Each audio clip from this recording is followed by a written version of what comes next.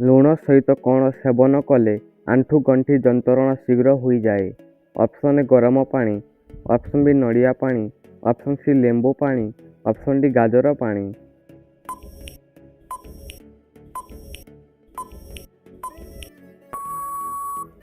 ଏହାର ସଠିକ୍ ଉତ୍ତର ହେଉଛି ଅପସନ୍ ଏ ଗରମ ପାଣି।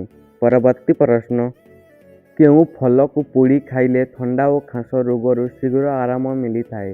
ଅପସନ୍ ଏ କଦଳୀ, ଅପସନ୍ ବି ପିଜୁଳି, ଅପସନ୍ ସି ଲେମ୍ବୁ, ଅପସନ୍ ଡି ଆମ୍ବ।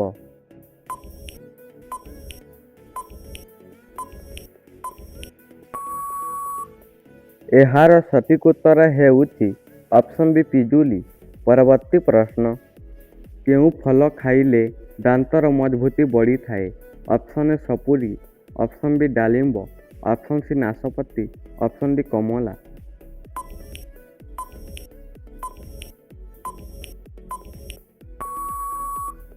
ଏହାର ସଠିକ୍ ଉତ୍ତର ହେଉଛି ଅପସନ୍ ସି ନାସପାତି। ପରବର୍ତ୍ତୀ ପ୍ରଶ୍ନ, ଗେଣ୍ଡା ମାଂସ ଖାଇଲେ କେଉଁ ରୋଗ ଭଲ ହୋଇଥାଏ? Option A blood pressure, option B କର୍କଟ, option C dengue, option D ହଇଜା।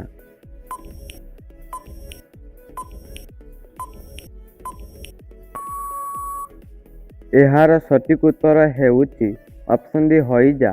ପରବର୍ତ୍ତୀ ପ୍ରଶ୍ନ, କେଶରେ ପ୍ରତିଦିନ କେଉଁ ତେଲ ଲଗାଇଲେ କେଶ କଳା ରହିଥାଏ? ଅପସନ୍ ଏ ନଡ଼ିଆ ତେଲ, ଅପସନ୍ ବି ରାଶି ତେଲ, ଅପସନ୍ ସି ବାଦାମ ତେଲ, ଅପସନ୍ ଡି ସୋରିଷ ତେଲ।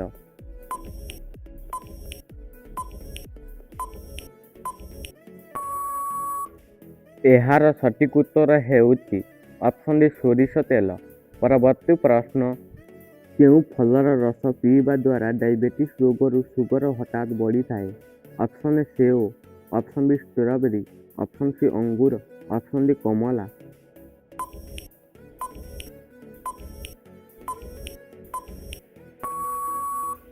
ଏହାର ସଠିକ୍ ଉତ୍ତର ହେଉଛି ଅପସନ୍ ସି ଅଙ୍ଗୁର। ପରବର୍ତ୍ତୀ ପ୍ରଶ୍ନ, ମାଛ ଖାଇସାରି ତୁରନ୍ତ କ୍ଷୀର ପିଇବା ଦ୍ୱାରା କେଉଁ ରୋଗ ହୋଇଥାଏ? ଅପସନ୍ ଏ cancer, option B diabetes, option C blood pressure, option D ଚର୍ମ ରୋଗ।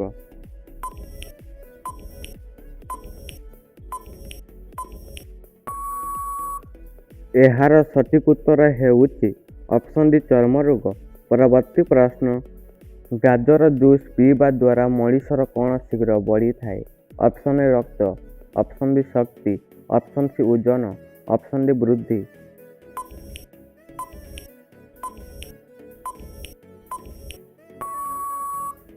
ଏହାର ସଠିକ୍ ଉତ୍ତର ହେଉଛି ଅପସନ୍ ଏ ରକ୍ତ। ପରବର୍ତ୍ତୀ ପ୍ରଶ୍ନ, କଖାରୁ ଖାଇବା ଦ୍ୱାରା କେଉଁ ସମସ୍ୟା ଠିକ୍ ହୋଇଥାଏ? ଅପସନ୍ ଏ ହଇଜା, ଅପସନ୍ ବି କର୍କଟ, ଅପସନ୍ ସି ଗ୍ୟାସ୍ ସମସ୍ୟା, ଅପସନ୍ ଡି କିଡନୀ ସମସ୍ୟା।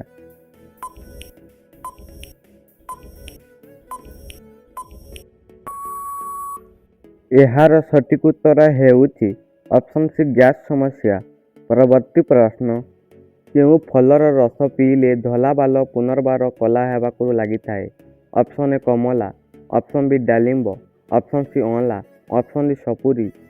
ଏହାର ସଠିକ୍ ଉତ୍ତର ଜାଣିବା ପୂର୍ବରୁ ଆପଣମାନେ ଚ୍ୟାନେଲକୁ ନୂଆ ଆସିଥିଲେ ଭିଡ଼ିଓକୁ ଲାଇକ୍ କରି ଚ୍ୟାନେଲକୁ ସବସ୍କ୍ରାଇବ୍ କରନ୍ତୁ ଓ ଏହାର ସଠିକ୍ ଉତ୍ତର 5 ସେକେଣ୍ଡ ମଧ୍ୟରେ ଜଣାନ୍ତୁ।